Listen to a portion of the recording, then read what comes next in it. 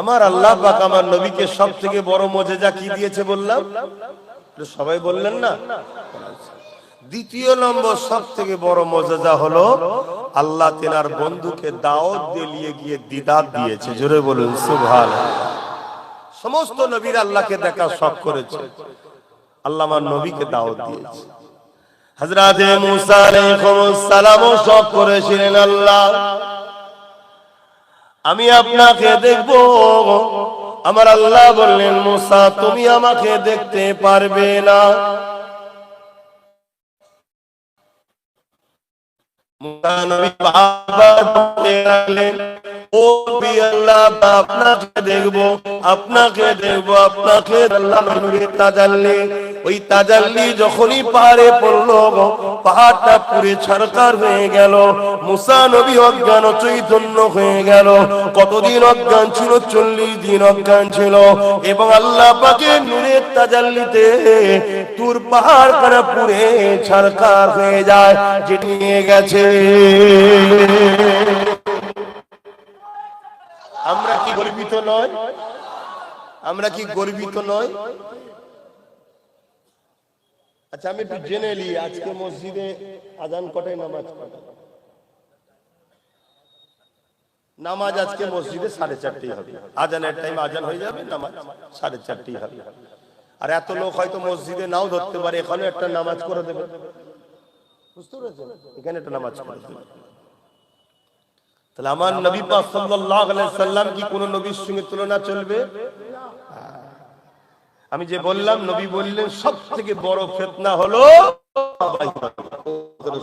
ভাই, আল উলামা ওয়ারাসাতুল আম্বিয়া, আলেমরা হলো নবীর ওয়ারিস, তাদেরকে সম্মান করতে হবে। কিন্তু একদল উলামা বাহির হবে যারা আমি নবী, আমাকে কষ্টদায়ক কথা বলবে, আমার উম্মতদের অন্তর থেকে সিনার পাওয়ার, ইমানের পাওয়ারটাকে কেড়ে নেবে। শুনছেন তো নাকি? আমরা জিতেছি সব সময় কিসের জোরে? ইমানের জোরে, সিনার পাওয়ার। আজকে সমাজের মধ্যে আহলে সুন্নাত ওয়াল জামাতের আকীদা হলো আমার নবী পাক আল্লাহ পাকের দিদারে গেছে।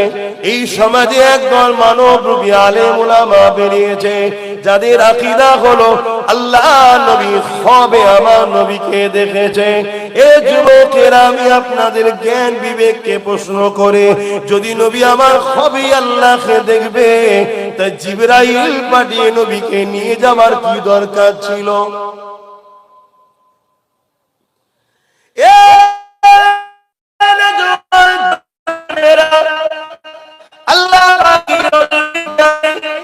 যে মাসটাকে আল্লাহ বলেছেন আমার মাস, এই মাসে আল্লাহ জিবরাইলকে পাঠিয়ে দিলেন। ও হযরতে জিবরাইল, দুনিয়া জমিন আমার হাবিবকে আমার বিদায় দিয়ে দেব। হযরতে জিবরাইল আলাইহিস সালাম চলে আসলেন। দুনিয়া জমিনে আসার পরে আমার নবী পাক সাল্লাল্লাহু আলাইহি ওয়াসাল্লাম ওই দিন উম্মে হানি হুজুরের ঘরে শুয়েছিলেন। হযরতে জিবরাইল চলে আসলেন, আমার নবী পাক ঘুমিয়ে রয়েছেন। এই অবস্থা দেখে জিবরাইল তো তুলতে পারতেন, হযরতে জিবরাইল না তুলে আল্লাহ পাকের কাছে আরজু করলেন, আল্লাহ আপনার হাবিব ঘুমাতে লেগেছে, আমি জিবরাইল আপনার হাবিবকে কিভাবে উঠাবো? তুলাটা স্বাভাবিক ব্যাপার, ডাকলে হয়, একটু হালকা করে গাড়ি নাড়া দিলে হয়। তা জিবরাইল আমার নবীকে তো তুলতে পারতেন না। জিবরাইল জানে আমি জিনাকে উঠাতে যাচ্ছি, ইনার উঠানোর আদবের দিক দিয়েও যদি একটু বিয়াদবি হয়ে যায়, আমি জিবরাইল বরবাদ। শুনছেন তো নাকি? তাহলে আমার নবীর শান বুঝছেন। আল্লাহ নবী বললেন, আখরি জামানায় হাতে তালুতে আগুন রাখার থেকেও ঈমান বাঁচানো কষ্ট হবে। কেন? আখরি জামানায় ঈমান চোর হবে কারা? 2 নম্বর ধর্ম ব্যবসায়ীরা রয়েছে, যারা এদেরকে অর্থ দিয়ে সরল পিরান নবীর উম্মতদের সিনার পাওয়ারকে কাটতে চাইছে। কেন? জানে সিনার পাওয়ার যতদিন আমাদের মধ্যে থাকবে, যদি আমরা গুনাহগার হই, আল্লাহ তো তওবা করলে maaf করবেন বলেছে। সিনার পাওয়ার যাদের আছে এদেরকে কখনো মিটানো সম্ভব নয়। জোরে বলুন সুবহানাল্লাহ। তাই সিনার পাওয়ারকে কেড়ে নিতে চাইছে। না হয় ভেবে দেখুন তো, একদিকে পৃথিবীর সব সুপার পাওয়ার গুলো, যাদের হাতে পারমাণবিক বোমা আছে, মিসাইল রয়েছে, রকেট রয়েছে, যুদ্ধ আছে, মিলিটারি রয়েছে, পৃথিবীর বিখ্যাত বিখ্যাত শক্তি তারা। অপরদিকে প্যালেস্টাইন ছোট্ট একটা দেশ, না বোম আছে, না মিসাইল আছে, না ফ্লাইট আছে, কামানের সামনে, ট্যাঙ্কারের সামনে চামগুল তিলিয়ে পাথর নিয়ে দাঁড়িয়ে আছে। কখনো কি চিন্তা করে দেখেছেন প্যালেস্টাইনবাসীদের এই সাহস, প্যালেস্টাইনবাসীদের এই শক্তি, প্যালেস্টাইনবাসীদের এই তাকত, প্যালেস্টাইনবাসীদের এই ক্ষমতা, এটা কিসের ক্ষমতা? ট্যাঙ্ক রয়েছে তাদের দুশমন যারা, সুপার পাওয়ার তো প্যালেস্টাইনবাসীদের বিরুদ্ধে, মিসাইল যাদের হাতে আছে তার তো বিরুদ্ধে।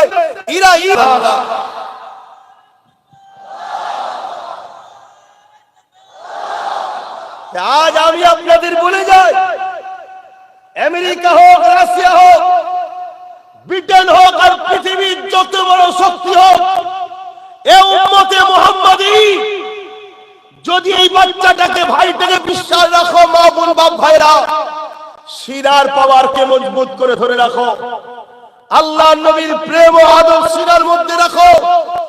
উলামাদেরকে মানতে হবে, উলামাদেরকে পিয়ার করতে হবে, কিন্তু ওই সকল উলামাদের সঙ্গে নয় যাদের পিছনে শাসকের অর্থ রয়েছে, যাদের পিছনে শাসকদের তাগুতি শক্তি দালালি যারা করে, এদের সঙ্গে নয়।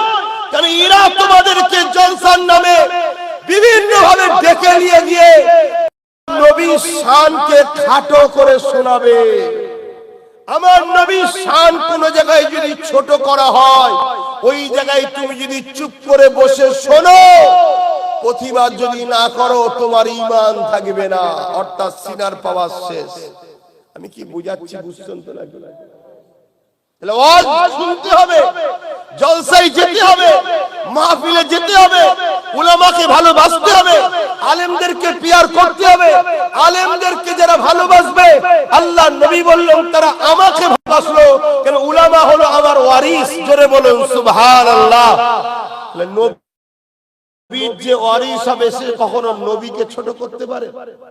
বা নবীকে যারা ছোট করে তাদের গুণ।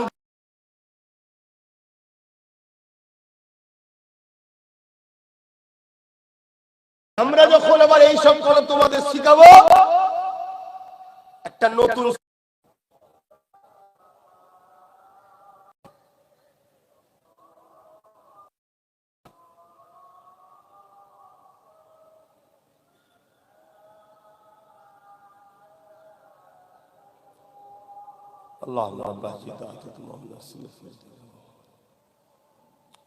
বাপ জান আমার, আমার তো টাইম আছে, 4:30 নামাজ হবে, একটু বলি নাকি?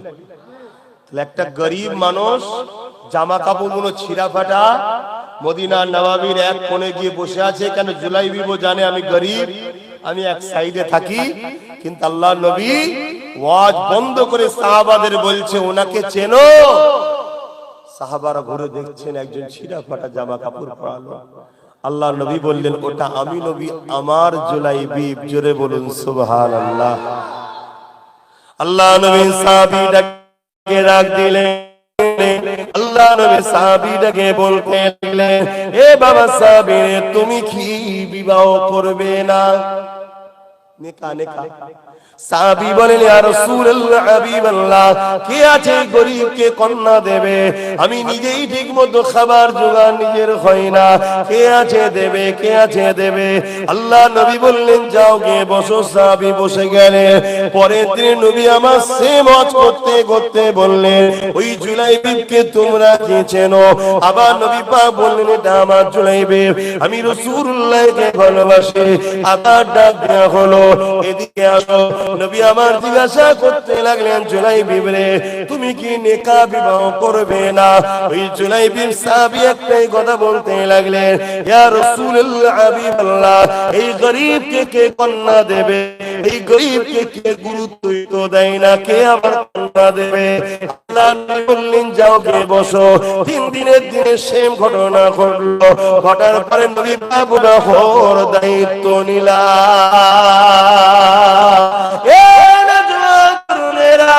আল্লাহ নবী নবী নবী ওই সাহাবীকে বললেন যাও বাবা, মদিনার সব থেকে ধনী আনসার সাহাবী রয়েছে, তিনার ঘরে চলে যাও, একটা সুন্দরী কন্যা হয়েছে, ওই সাহাবীকে যে বলো কন্যার সঙ্গে তোমার বিবাহ ব্যবস্থা করে, এবং রাসূলুল্লাহ তোমার জন্য কন্যাটাকে পছন্দ করেছে। এই যুবকেরা সাহাবী চলে গেলেন, কিন্তু যেতে যেতে চিন্তা করছে কেউ কি কখনো মিলে না, এবং মদিনার তিনি একটা সম্ভ্রান্ত ব্যক্তি, ধনী ব্যক্তি, এবং তিনার কন্যাটি খুবই সুন্দরী দেখতে। এই জন্য তিনি চিন্তা করতে করতে নবী যখন বলেছে গেলে, যাওয়ার পরে দরজার করে দাঁড়ালেন। ওই সাহাবী বলতে লেগেছে, এই জুলাইবি বানসারী সাহাবী বলে তোমার কি খিদা লেগেছে নাকি খাবার দেবো? গরিব যেমন দরজে এলে আমরা কি বলি লাগবে?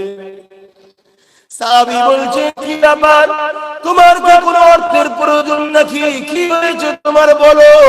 সাহাবী বলে না না না না, আল্লাহ নবী পাঠিয়েছে বিবাহর ব্যবস্থা করতে বলেছে। নবী মানো বলি, মানা কাকে বলে দেখো, সব ত্যাগ করেছে সাহাবারা, নবীর কথা শেষ, আর কোনো কথা দ্বিতীয় চলবে না, ঠিক না বে ঠিক গো? হ্যাঁ, ওইভাবে মানতে পারছি আমরা।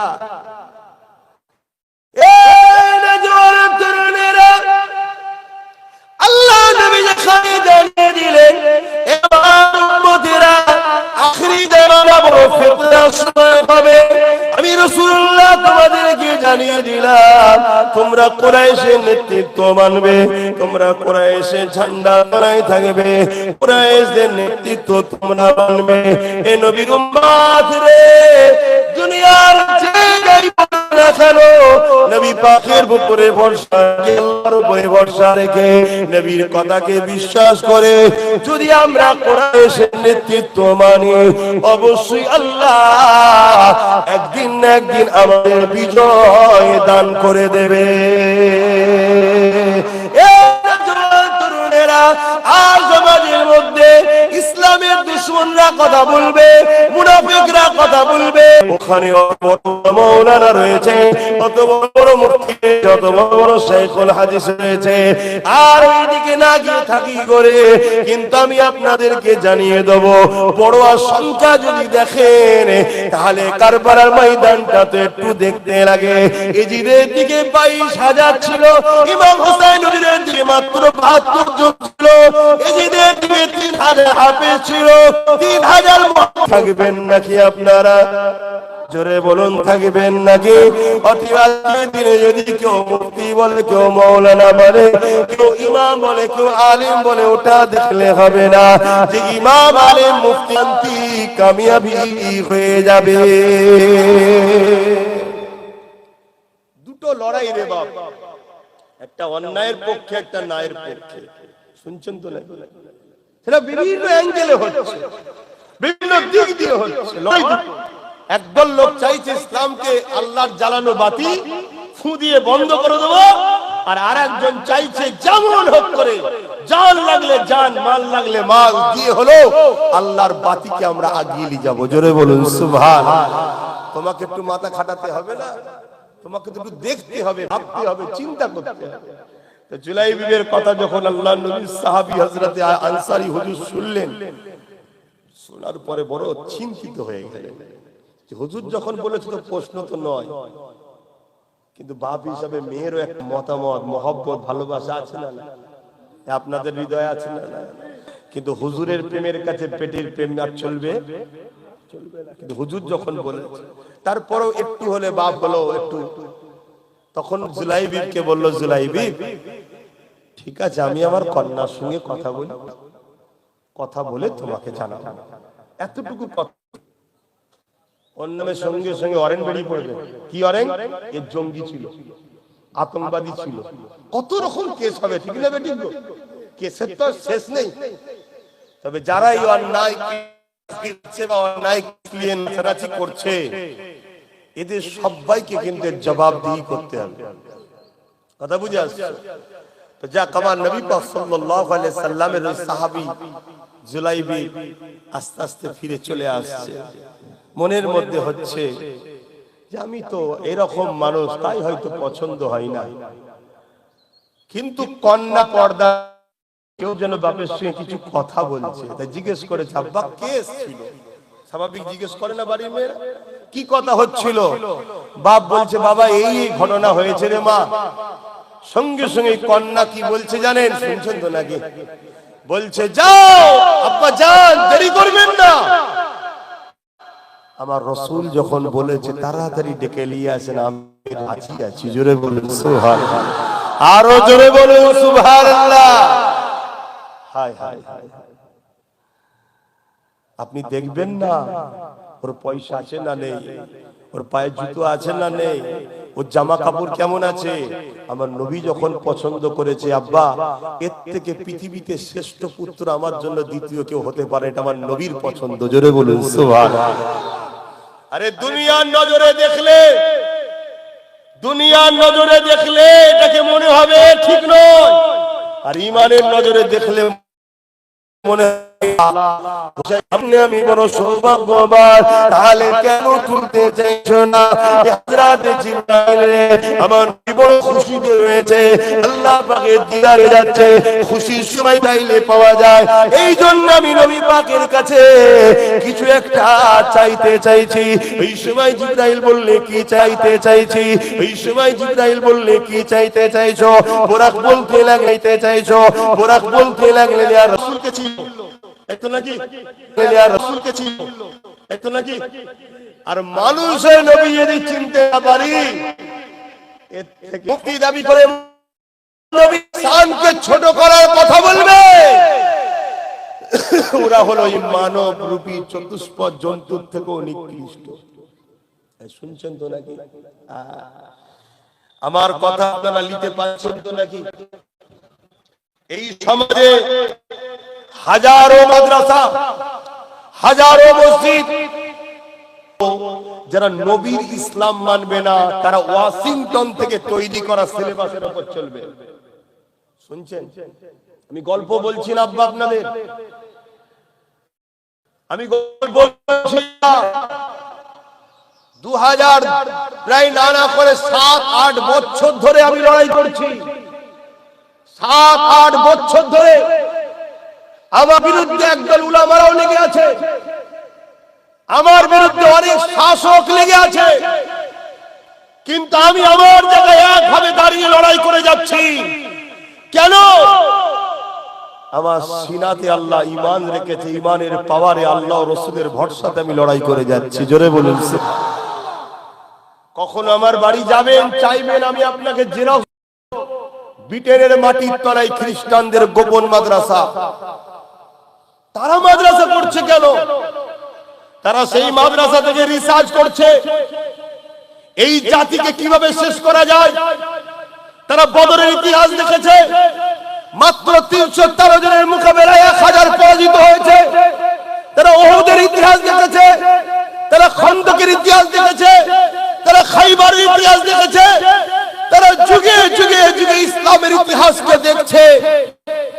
তারা রিসার্চ করে দেখছে সর্বদামের সংখ্যা কম ছিল, ইসলামের পক্ষে যারা তাদের হাতে অস্ত্র ছিল না, তাদের হাতে ম্যানি পাওয়ার ছিল না, এরপরেও তারা বিজয় হয়েছে কোন পাওয়ারে? ওই পাওয়ারটা তারা রিসার্চ করে দেখেছে, ঈমানের পাওয়ার। তাই যে কোনো হালে দাড়ি চাচবে কি রাখবে, নামাজ পড়বে কি ছাড়বে, ও বিষয়ে বেশি তাগিদ নয়, যেমন করে হোক এদের ঈমানকে লুটে নাও। নামাজের বেলায়, হজের বেলায়, সব বেলায় বলো ঠিক আছে, শুধু রাসূলের প্রেম ও আদবের বেলায় এদেরকে আস্তে আস্তে সরাও। আমার কথা আপনারা নিতে পারছেন তো না? অসুবিধা হচ্ছে। আমি তাই আপনাদের বাঁচাবার স্বার্থে বলছি, কারণ আগামী দিনটা বড় ভয়ানক আসছে। আপনাদের সামনে অনেকে এসে চিল্লাবে, কি বলবে? এক হতে হবে, এক হতে হবে।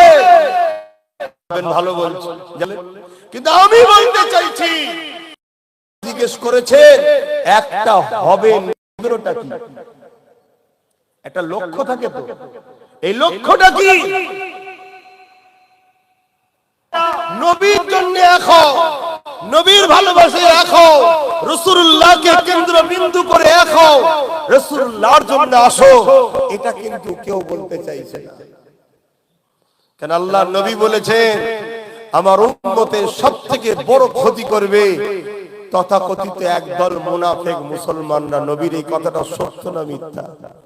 আমাদের ভাবার দরকার আছে না? না, আমিও তো বলছি এক হতে হবে। কি এক হওয়া দরকার আছে না? কিন্তু কার সাথে এক হবে? যারা নবীর বিরুদ্ধে, তার সঙ্গে এক হলে আল্লাহর রহমত পাবে। আচ্ছা, পুরো পৃথিবীর মানুষ যদি এক হয়ে যায়, আল্লাহ যদি রহমত না করে, কামিয়াবি হবে? আল্লাহর রহমত নিয়ে যখন কামিয়াবি হব, আল্লাহর রহমত ছাড়া যখন কামিয়াবি নাই, তাহলে একটা হবেন কার সাথে? যার উপর আল্লাহর রহমত হবে। যে নবীন নয়, তার সাথে এক হয়ে রহমত হবে? মাথায় ঢুকান। আপনারা আম মানুষ, সরল প্রাণ মানুষ, যুগে যুগে আপনাদের ঘরে এইভাবে ঠকানো হয়েছে। আমি বড় পাওয়ারের সাথে বলে যাচ্ছি, কেউ যদি যুক্তি তর্কে রাজি আছে, শুনছেন, এ উম্মতকে বাঁচাবার স্বার্থে আল্লাহ নবী নবীকে চিনল, অন্তরে খবর জানে না, তাদের সঙ্গে কথা বলে। যারা আমার নবীকে চেনে না, ওই সকল উলামা বক্তা মুনি সাহেবের সঙ্গে এখন হবে না। যারা আমার নবী পাককে চেনে, তাদের সঙ্গে এক হতে হবে। কারণ আজকে ইসলামের দুশমনেরা কোটি কোটি টাকা খরচ করে মাওলানা মুফতিদেরকে খরিদ করে, তাদের দ্বারা সমাজের বুকে নতুন নতুন ষড়যন্ত্র তৈরি করতে লেগেছে। বিভিন্ন দলের মধ্যে 100টা মুসলমান থাকে, তার মধ্যে থেকে আজকের দিনে 85টা মুসলমান এখনো দাদা পীরের মুখের দিকে তাকিয়ে এক হয়ে আছে না নাই? জোরে বলে আছে না নাই? এই যুবকেরা, তরুণেরা, এক যদি হতে হয়, তাহলে বাকি উচিত আপনি আপনার মশলা নিয়ে থাকুন, আপনি আমিরকে নিয়ে থাকেন, আপনি আপনার শায়েখ আমিরকে নিয়ে থাকেন, কিন্তু আপনার উচিত হবে এই 85% সঙ্গে মিশে যাওয়া, এই 85% সঙ্গে সাপোর্ট করা। ঠিক না বেঠিক? যাদের সবার টার্গেট হলো দাদা পীরের সিলসিলাটাকে টুকরো টুকরো করে দেওয়া, কেননা এদের পিছনে কোটি কোটি টাকা ইসলামের দুশমনেরা, জালিম শাসকেরা করতে লেগেছে।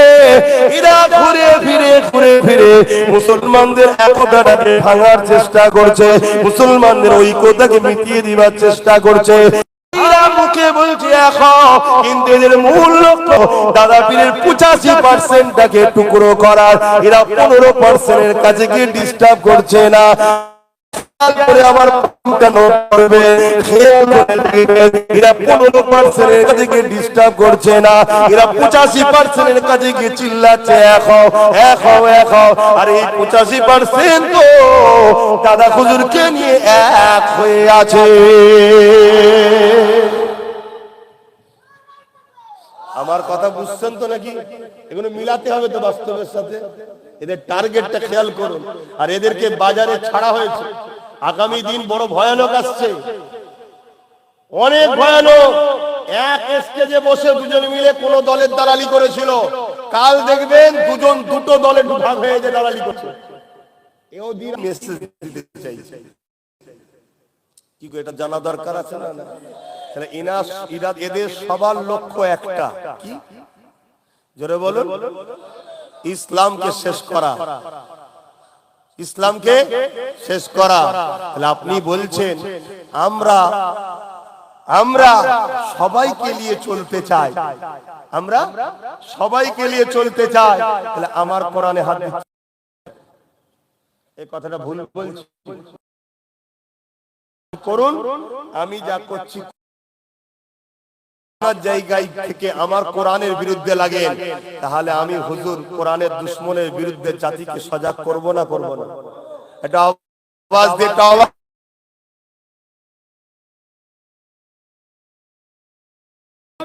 7 বছর ধরে আসছি যে তোমরা 7 বছর ধরে আসছি যে তোমরা ভাবছো এক হাতির দেখাবার দাঁত থেকে আলাদা, চিবাবার দাঁত থেকে আলাদা।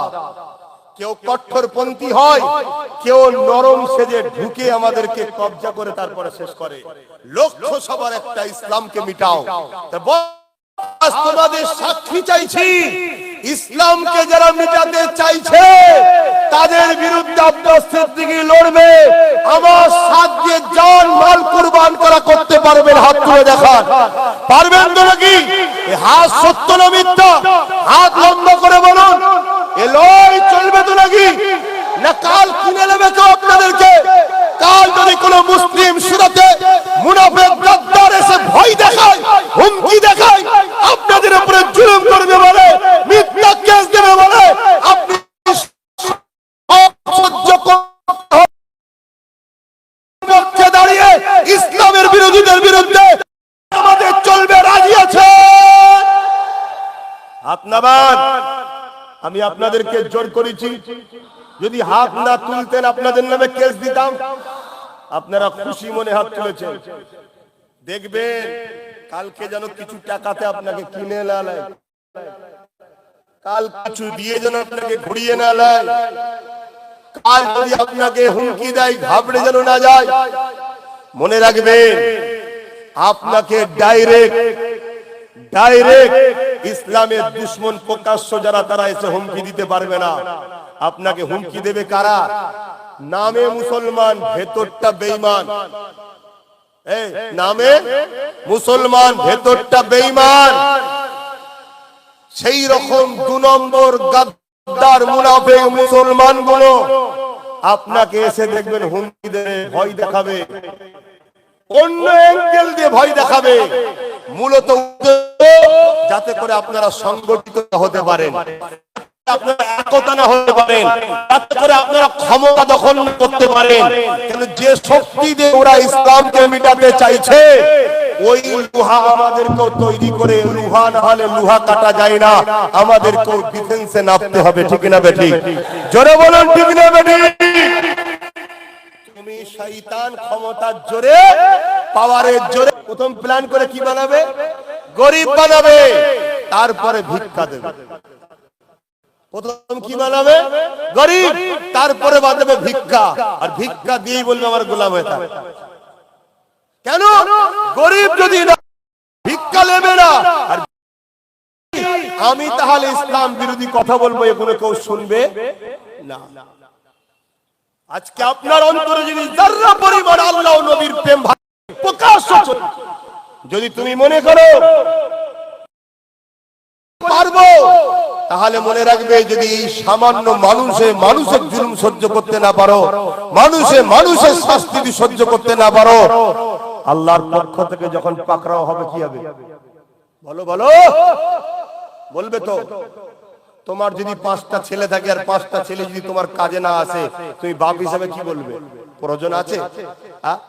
এত মুসলমান দাবিদার, এত ইসলামের অনুসারী দাবিদার, এরপরও ইসলামের দুশমনরা বারবার কামিয়াবি হবে।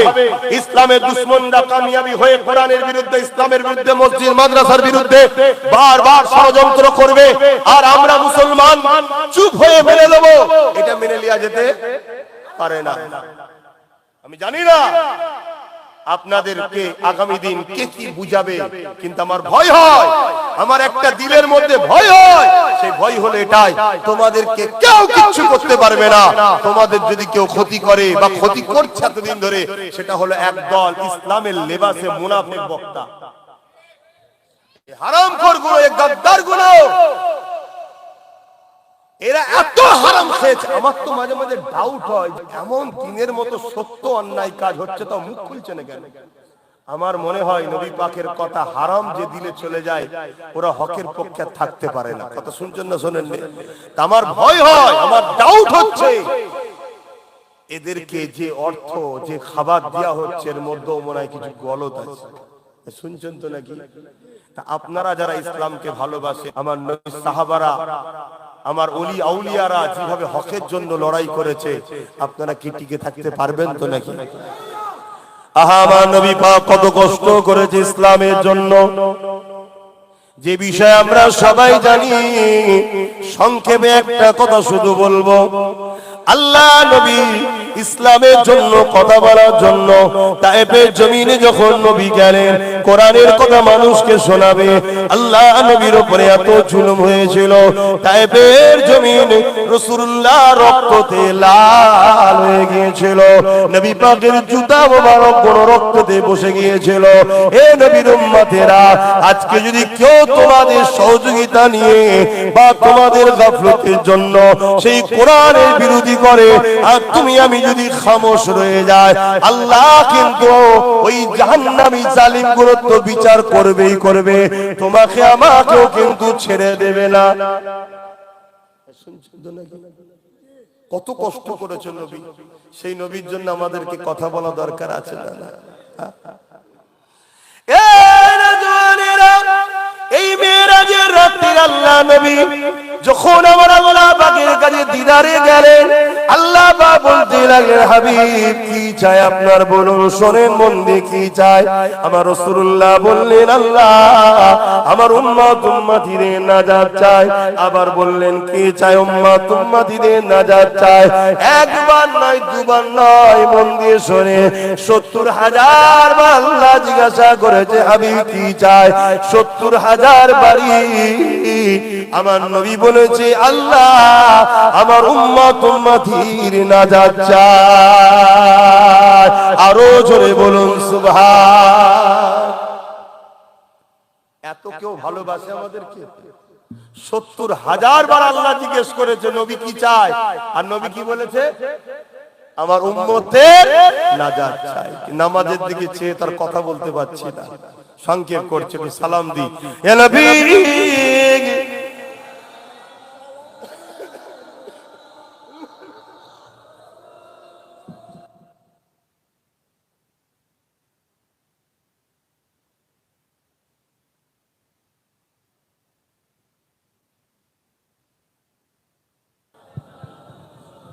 বাপজান আমার, আপনাদের বিজয়গঞ্জ বাজারে দিন ইসলামের পক্ষে, কোরআনের পক্ষে, মসজিদ মাদ্রাসার পক্ষে ইসলামের দুশমনদের বিরুদ্ধে একটা প্রতিবাদ সভা করেছিলাম, জানেন তো নাকি? গিয়েছিলেন তো? আগামী দিন যদি আবার ডাকা হয়, 6 লাইনেও ডাকতে পারি, খবর পেলেন, যাবেন না যাবেন না? অনেকে বলছে ভাঙরের ওই যে কলেজ মাঠের ওইদিকে যেটা ইফতার মাহফিল করেছিলাম না, ওই আশপাশে ঘটপুকুরের আশপাশে অনেকে বলছে একটা ডাক দেন করতে, যদি খবর পান ওইদিকেও যদি ডাকি একটু যাবেন তো নাকি? হাত তুলে বলছে, কি গো জোর করছি নাকি? আপনাদেরকে জোর করছি না? হাত না তুললে ভয় আছে যে হুজুর দেখে নিচ্ছে, কালকে আমার ছবি থানায় পেটিয়ে দেবে, এসে পুলিশ তুললি যাবে, এরা মনে হচ্ছে? আমাদেরকে কি জালিমদের দিকে মনে হচ্ছে? না, ভালোবাসাই বুঝাচ্ছি, আপন মনে করে বুঝাচ্ছি। আমার কথা নিতেও পারেন, নাও নিতে পারেন, কোনো জোর জবরদস্তি নাই। কথা শুনছেন তো? কিন্তু বলার অধিকার আছে না নাই? কেউ যদি ইসলামের দুশমনের পক্ষে প্রচার করতে পারে, তাহলে আমি ইসলামের পক্ষে প্রচার করতে পারবো না? কি গো, বাংলার মুসলমান বা ঘটপুকুর ভাঙরের মুসলমান এতটাই কি আমরা খারাপ হয়ে গেলাম?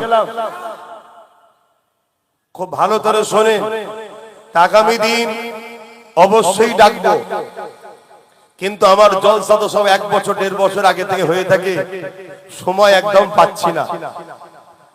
কথা বুঝে আসছে? এরপরও চেষ্টা করছি জলসাগুলোকে একটু এদিক ওদিক করে টাইম বার করে প্রচার করব। আর আলহামদুলিল্লাহ আমি যেখানে জলসায় যাই, এটা আমার নবীর গোলামির ফল, আল্লাহর দান। ছোটখাটো একটা সমাবেশ হয়ে যায়, তাই তো নাকি? বলুন ইনশাআল্লাহ। সেখানেও আমি প্রচার করি না? এই তো এখানে যেমন করলাম, আপনাদের কি অসুবিধা হলো? এই মেম্বার ইসলামের, তো এখান থেকে ইসলামের পক্ষে, ইসলামের দুশমনদের এতে কার কি বল কষ্ট হচ্ছে আমাদের দেখার দরকার নেই। কিন্তু এর পরও ফুরফুরা শরীফ আহলে সুন্নাত ওয়াল জামাত বলে আমি একটা সংগঠন চালাই। ওই সংগঠন থেকে ইসলামিক সংগঠন, ধর্মপ্রেম, মানবপ্রেম, দেশপ্রেম, ও থেকে ডাকা হয়। আগামী দিন ডাকবো, খবর পেলে একটু যেতে হবে, ঠিক না বেটি? তবে এখন নয়, কেন আমার ভাই নওশাদ ডেকেছে, মারধর করেছিল আপনাদের, কোথা মেরেছিল জানা আপনি শুনেছিলাম।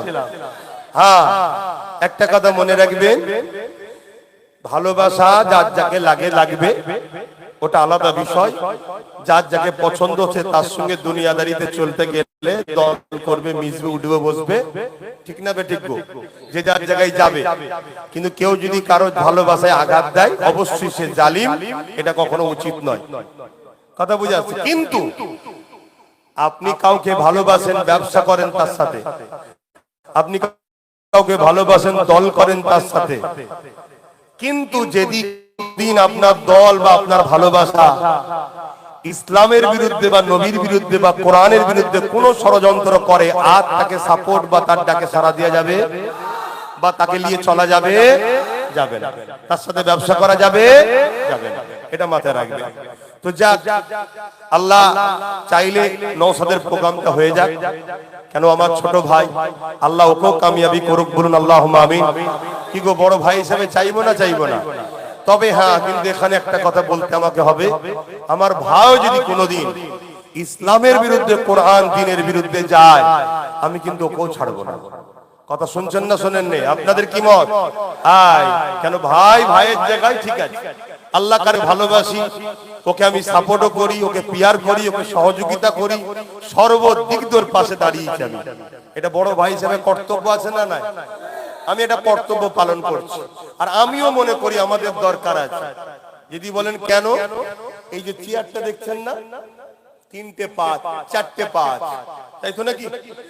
আজকের দিনে ভেবে দেখুন, যদি 3টে পা রাজ্য সরকারের থাকতো আর একটা পা যদি আমাদের থাকতো, রাজ্য সরকার ওই চেয়ারে বসে কোরআনের বিরুদ্ধে প্ল্যান করতে পারতো? কিন্তু আজকে 4টেই ওনার হাতে আছে, তাই যা খুশি করছে, ঠিক না বেটি? কিন্তু মুনাফিক মুসলমান গুলো দেখবেন শাসকের দালালি করে না, করে না? সবচেয়ে বড় দুঃখ লাগে ওই সকল মুনাফিক গুলোকে দেখে, যেসব বক্তা গুলো বলে আমরা রাজনীতি করি না, অথচ প্রোগ্রাম করলেই নেতাদের নিয়ে আসি। আমরা রাজনীতি করি না, অথচ রাজনীতির প্রোগ্রামে গিয়ে হাজির হয়ে যাচ্ছে, ঠিক না বেটি? এই কিরকম মুনাফিকি? এই মুনাফিক গুলোর জন্য আজকে বড় ক্ষতি হয়েছে। আজকে যদি আমরা সবাই একটা কথা বলতাম যে রাজ্যে যে আছে তার কাছে 3টে থাকবে, একটা আমাদের কাছে থাকবে, তাহলে ওই পায়াতে বসে আমাদের ক্ষতি করতে পারতো? কেন ক্ষতি করতে গেলেই ভাবতো আমার পা একটা আছে, কেড়ে নেবে। আমি কি বুঝাচ্ছি শুনছেন? কমের স্বার্থে কথা কি খারাপ লাগছে নাকি আপনাদের? খুব ভালো করে শোনে। আর এটাও চাইছে আপনারা যা একটা বাতি জ্বালিয়েছেন, এটাকে কি করে নিবানো যাবে, উঠে পড়ে লেগেছে। আরো অন্যান্য জায়গায় প্রকাশ্য যারা মুসলমানদের ক্ষতি করবে বলছে, তাদের নিয়ে এদের মাথায় চিন্তা নেই, যত চিন্তা। আর দেখুন সব জায়গায় দেখুন গালি দিচ্ছে কারা? এক শ্রেণীর মুনাফিক মুসলমান। দেখুন, খেয়াল করুন। আর এদের যদি আপনি গোপন রহস্য খুঁজলেন, আপনি আরো অনেক উত্তর পাবেন। আমি বেশি ডিপে যাচ্ছি না, কেন কখনো যদি প্রোগ্রামে আসি সেখানে ডিপ ভাবে আলোচনা করব, এখান থেকে নয়। এখানে ইসলামের স্বার্থে এতটুকু বললাম, একটু বুঝে হুঁশ করে কাজ করো। দুশ্মনের হাতে সব তুলে দিওনি, তাহলে দুশ্মন তোমার দিয়া অস্ত্র দিয়ে তোমার কল্লা কেটে দেবে। নিজের হাতে কিছু রাখো, বাকি দিতে হয় দাও। যে ভাই এলে 4 ভাগের মধ্যে 3 ভাগ তুই লিবি, লিগে যা, 1 ভাগ আমার হাতে থাকবে। তুই যদি পাকামো করিস তাহলে আমি আমার ভাগ নিয়ে সরে যাব। অমনি দুম করে মুখ থুবড়ে পড়বে। তাহলে কোরআনের বিরুদ্ধে ষড়যন্ত্র, মসজিদ মাদ্রাসার বিরুদ্ধে ষড়যন্ত্র করতে।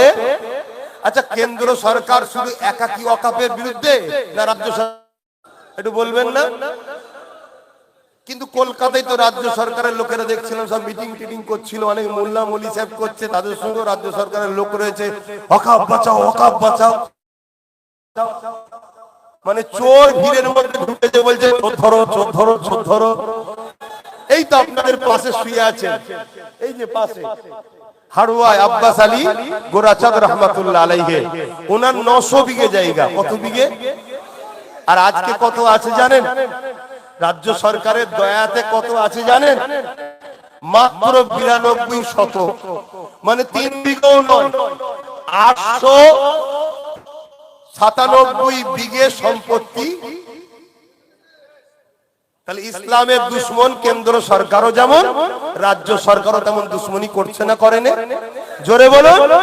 কিন্তু আমাদেরকে মিডিয়ার মাধ্যমে দেখানো হচ্ছে কি কেন্দ্র সরকার এলে মুসলমানদের মেরে ফেলবে। কেন বলছে এটা?